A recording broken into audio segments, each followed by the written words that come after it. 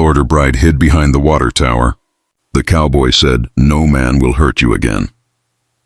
The evening train hissed into the small frontier town of Willow Creek, steam rising like ghosts against the fading sky, and though most passengers hurried off with luggage and chatter, one young woman remained hidden behind the tall, rusted water tower near the depot. Her dress was travel-stained, her bonnet pulled low, her trembling hands clutching a small satchel as though it held her very life. Her name was Clara, a mail-order bride who had come west with hope in her heart, only to discover that the man she had been promised to was cruel, drunk, and violent. She had escaped before he could claim her, running until her lungs burned, hiding like a hunted creature behind the water tower's shadow. Tears streaked the dust on her face as she whispered, "Lord, I just wanted a home. Not this." From the boardwalk across the street, a tall figure noticed the trembling silhouette. It was Luke Harding, a solitary cowboy and rancher, known for his quiet ways and his fierce sense of right and wrong. He had come to town only for supplies, but something about the way the girl shrank into the shadows pulled at him.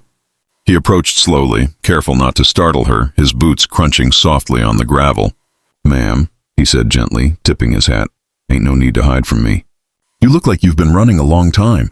Clara stiffened, ready to bolt, but when she met his eyes, steady, calm, the kind of eyes that carried storms and sunshine both, she felt the first flicker of safety she had known in months. Her lips trembled as she whispered, "Please, don't tell him where I am."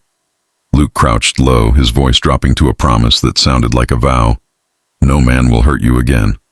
Not while I'm breathing."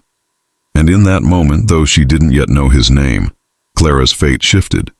The water tower that had been her hiding place had just led her to the one man willing to fight for her, no matter the cost. Luke didn't waste time asking more questions at the depot, for the way Clara's body shook with fear told him enough. So he offered his hand and said softly, "Come on, ma'am. This ain't the place for you." And though she hesitated, clutching her satchel like a shield, something in his steady tone gave her courage, and she slipped her small hand into his, allowing him to guide her away from the shadows of the water tower into the open light of the boardwalk. The townsfolk stared, whispering, for they had seen her arrive on the train and noticed the man who had stormed off angry when she vanished, but none dared question Luke Harding as he led her to his wagon. The ride out to his ranch was silent at first, the creak of wagon wheels and the call of meadowlarks filling the space between them, until Clara, her voice barely audible, asked, "Why are you helping me?" Luke kept his eyes on the horizon as he replied, "Because someone ought to, and because I know what it feels like to lose everything you hoped for." His words carried the weight of truth, and Clara found herself watching him, wondering what heartbreak lay behind his broad shoulders and calloused hands. When they reached the ranch, a modest spread of weathered wood and open fields, Luke helped her down and showed her the small cabin near the barn. "You'll be safe here," he said firmly. "No one will lay a hand on you." That night, Clara lay on the narrow bed staring at the rafters, listening to the sounds of the prairie night, and for the first time since leaving her old life behind, she felt a fragile peace settle over her. Yet she also knew the man she had fled would not give up so easily, and a part of her feared she had brought danger to Luke's door.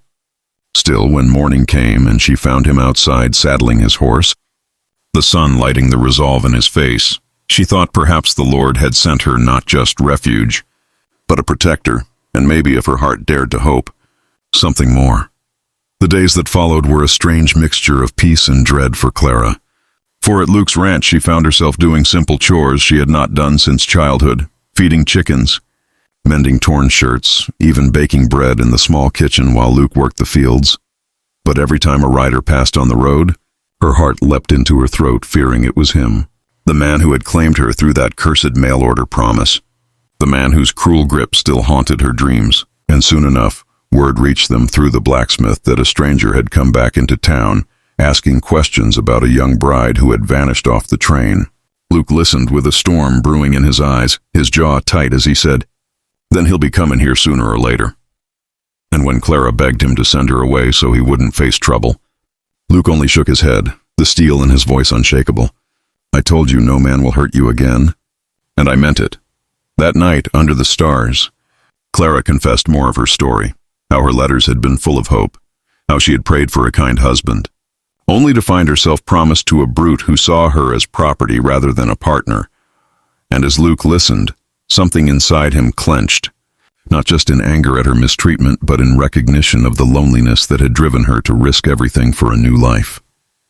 By dawn, the rider came, heavy boots hitting the ground as the man stormed into the yard, shouting Clara's name, demanding she be returned, his voice thick with liquor and rage. Clara froze on the porch, every instinct urging her to run, but Luke stepped forward, rifle in hand but lowered, his voice calm yet deadly serious as he said, "She ain't yours, and she never will be." "She's under my protection now," the man sneered, reaching for his gun, but before he could draw, Luke's rifle barrel snapped up like thunder, and the click of it cocking echoed across the yard, a sound that froze the intruder in place. For a long, taut moment the world held its breath. Then the man cursed, spat in the dirt, and stormed away, promising he'd be back. Clara sagged against the railing, her knees weak, but Luke was there, steady as the earth itself, catching her before she fell. "You don't ever have to hide behind a water tower again," he whispered fiercely, "because from now on, you'll stand free." And for the first time, Clara believed him. The morning after the intruder's threats, the sun rose over Harding Ranch with a glow that seemed to burn away the shadows of fear.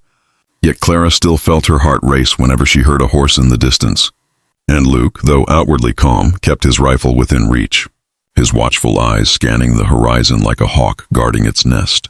But as the days passed and no trouble came, the ranch slowly returned to life, with Clara finding strength in the small rhythms of living, learning to milk a cow with Luke's patient instruction, laughing as a stubborn colt nibbled at her dress, and even daring to sing softly while sweeping the porch, her voice trembling at first, but then growing steadier, filling the once silent house with a warmth it hadn't known in years.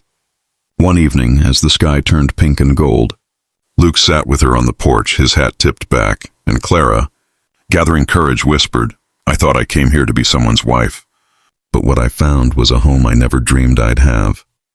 Luke turned his weathered face toward her, the pain of his past, of battles fought and loved ones lost, softening as he said, "Home ain't walls or land, Clara. It's who you share it with. And if you'll have me, I want you here, not as a burden, not as someone to protect, but as the woman who makes this place alive again."